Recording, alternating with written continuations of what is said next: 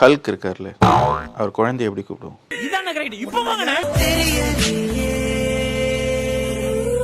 ஹல்கிட். தப்பு தப்பு.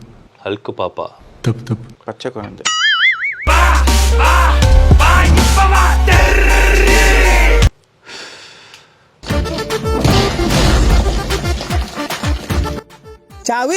ஆஸ்திரேலியாவில் கோலி இப்போ ரொம்ப வருஷம் கழிச்சு செஞ்சுரி அடிச்சிருக்கிறாப்புல. ஆஸ்திரேலியாவுக்கு டீம் எல்லாம் கூட்டு போனப்போ எல்லாரையும் எல்லா இடத்துக்கும் கூட்டு போயிட்டு இருக்காங்க. எல்லாரும் எல்லா இடத்துக்கும் அலௌடு. கோலி மட்டும் கூட்டு போகும்போது ஒரு வயல்வெளி, நல்ல நெல் எல்லாம் விளைஞ்சிருக்கு. ஆனால் அந்த விளைஞ்ச நெல் இருக்கிற இடத்துல அந்த வயல்வெளியில் கோலி அலோவ் பண்ணவே இல்லை, வெளியிலேயே நிற்க வச்சிட்டாங்க. ஏன்? ஏன்னா கோழி போய் எல்லாம் சாப்பிட்டுடுவோம். தப்பு தப்பு. ஏன்னா விராட் கோலி அப்போ அவுட் ஆஃப் ஃபார்ம். எனக்கு ரவுடிசன் தெரியும் தம்பி. பெருத்த அவமானம். Yes yes thank you.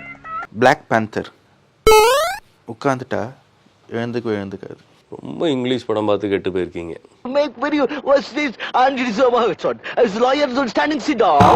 Mahatma Gandhi பிறந்த ஊர் போர்பந்தரு, சாக்காவுக்கு பிறந்த நான் தான் பிளாக் பேந்தர். பேண்ட் கிழிஞ்சிருமா? தப்பு தப்பு. ஒகாண்டா ஃபார் எவர்.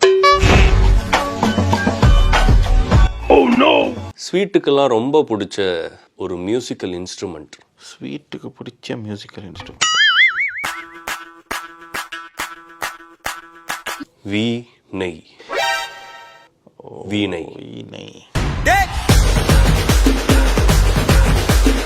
விளையாட்டு வினையாகும்னு சொல்லுவாங்க, இங்க பார் வீணை ஆயிருக்குது. மிஷேல் ஒபாமா வந்து வெளியில் கூட்டிகிட்டு போனால் ரொம்ப கேர்லெஸ்ஸாக இருப்பாங்க.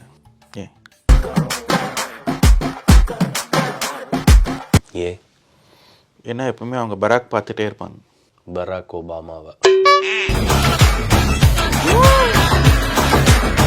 நம்மளுக்கு பல அற்புதமான விஷயங்களை முன்னாடியே சொல்லி வச்சுட்டு போயிருக்கிறாங்க, நம்ம தான் புரிஞ்சுக்கிறது இல்லை.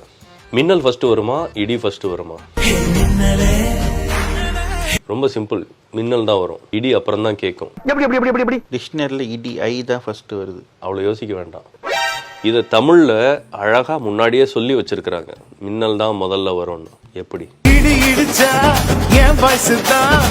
மின்னல் என்ன சொல்லுவோம்? மின்னல் அடிச்சது. இடி இடிக்குது. ஆ ஃபர்ஸ்டா இ ஃபர்ஸ்டா? ஓ, ஆ தானே ஃபர்ஸ்ட். அதனால தான் மின்னல் அடிச்சதுங்கிறாங்க. ஒரு மலையாள கோவம் வந்தா என்ன பண்ணுவா? கையெடுத்து குப்புறியா, தயவு சொல்லுங்க, என்னால முடியலையா, சொல்லுங்க. டேய் புறப்பட முதல்ல போடா.